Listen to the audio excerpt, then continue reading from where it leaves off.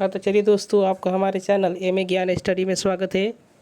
तो चलिए दोस्तों, बहुत ही महत्वपूर्ण प्रश्न हम लेकर आए हैं इस वीडियो के तहत, जो फिजिक्स का महत्वपूर्ण प्रश्न है।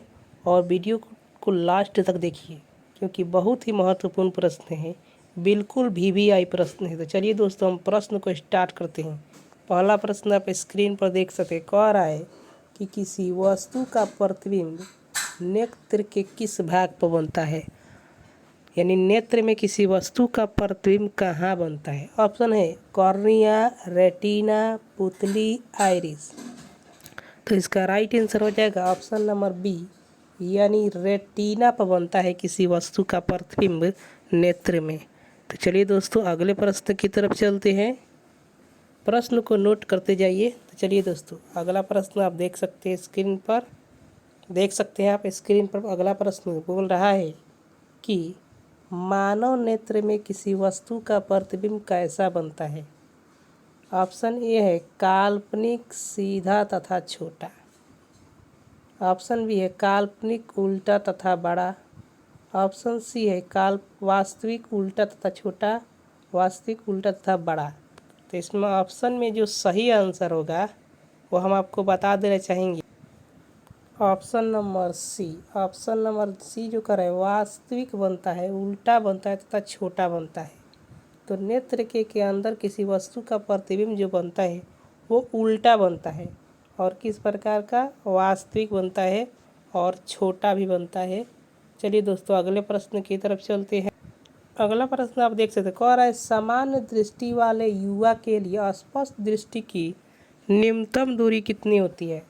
ऑप्शन है 25 मीटर, ऑप्शन है 2.5 सेंटीमीटर, ऑप्शन है 25 सेंटीमीटर, ऑप्शन डी है 2.5 मीटर। तो इसका राइट आंसर हम आपको बता देना चाहेंगे।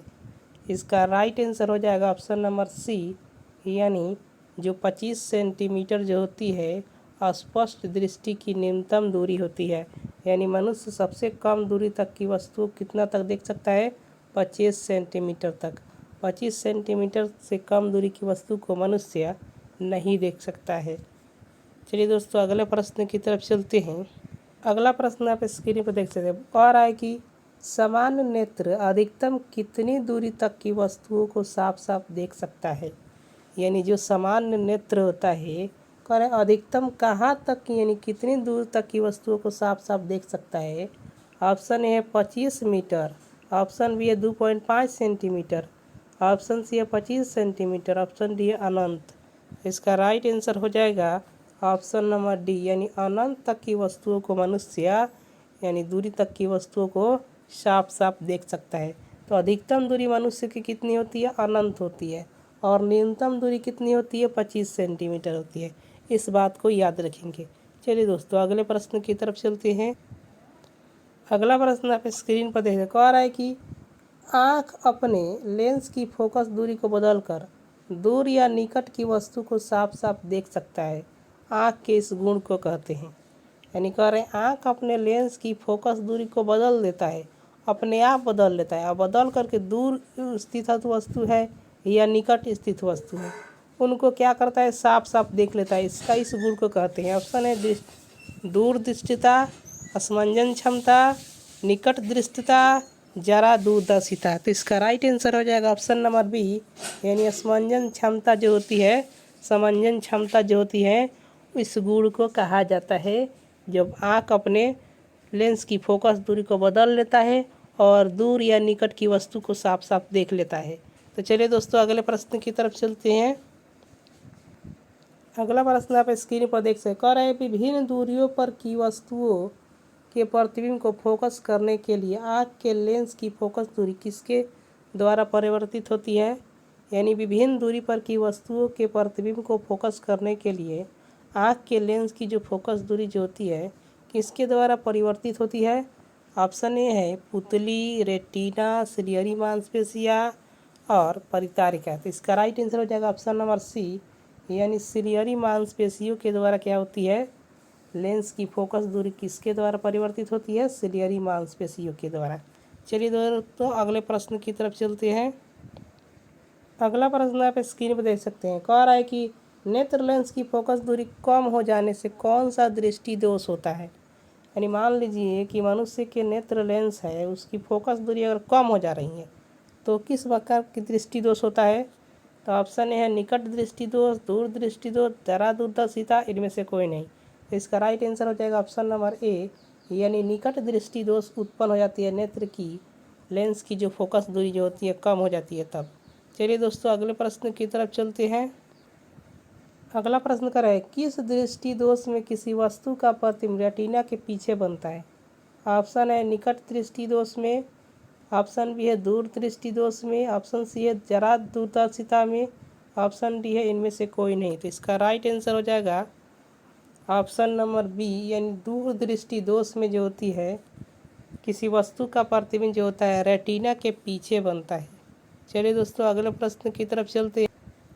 अगला प्रश्न जो बोल रहा है, कह रहा है निकट दृष्टि दोष का उपचार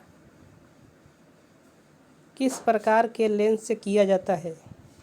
ऑप्शन ए है अभिसारी, अपसारी, उत्तल, बाइफोकल।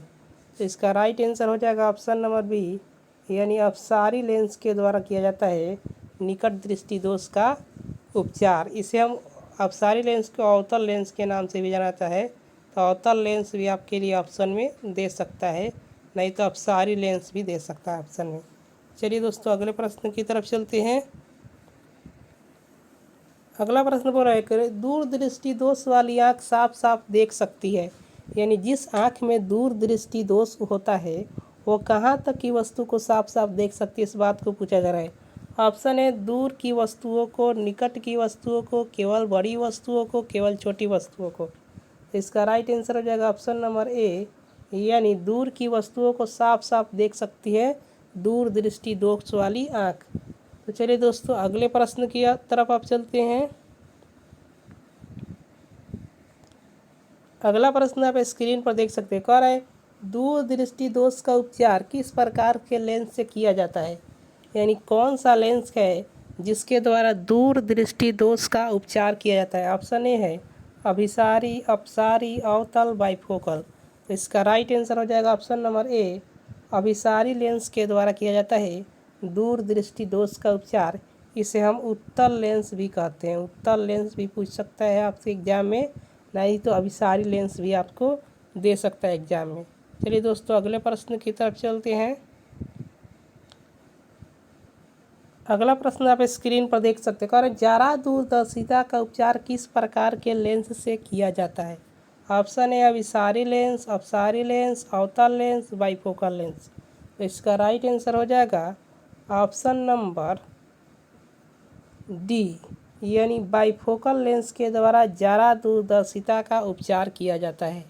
चलिए दोस्तों अगले प्रश्न की तरफ चलते हैं। अगला प्रश्न आप स्क्रीन पर देख सकते हैं, बोल रहा है कि प्रिज्म से अगर गुजरने का प्रकाश विभिन्न रंगों में विभक्त होता है, इस घटना को कहा जाता है? ऑप्शन है परावर्तन, अपवर्तन, वर्ण विक्षेपण, इनमें से कोई नहीं। इसका राइट आंसर हो जाएगा ऑप्शन नंबर सी, यानी वर्ण विक्षेपण कहते हैं प्रकाश जब विभिन्न रंगों में विभक्त हो जाती है प्रिज्म के द्वारा, यानी 7 रंगों में विभक्त होती है, इसे प्रकाश का वर्ण विक्षेपण कहते हैं। और जो रंग का जो पट्टी प्राप्त होता है उसे स्पेक्ट्रम कहते हैं, या वर्णपट के नाम से भी जाना जाता है। उसमें 7 रंग होते हैं और सबसे अधिक तरंगदैर्घ्य लाल रंग का होता है और सबसे कम तरंगदैर्घ्य जो होता है बैगनी रंग का होता है। सबसे अधिक उसमें जो विचलन होता है बैगनी रंग का होता है और सबसे कम जो उसमें विचलन होता है वो लाल रंग का होता है। तो चलिए दोस्तों अगर वीडियो अच्छा लगा है तो चैनल को सब्सक्राइब करें और वीडियो को लाइक करें, ताकि ऐसा ही वीडियो हम आपके लिए लेकर आते रहें। तो चलिए दोस्तों अगले वीडियो के साथ मिलते हैं आपको अगले प्रश्न के साथ। तो चलते हैं। चलिए दोस्तों धन्यवाद।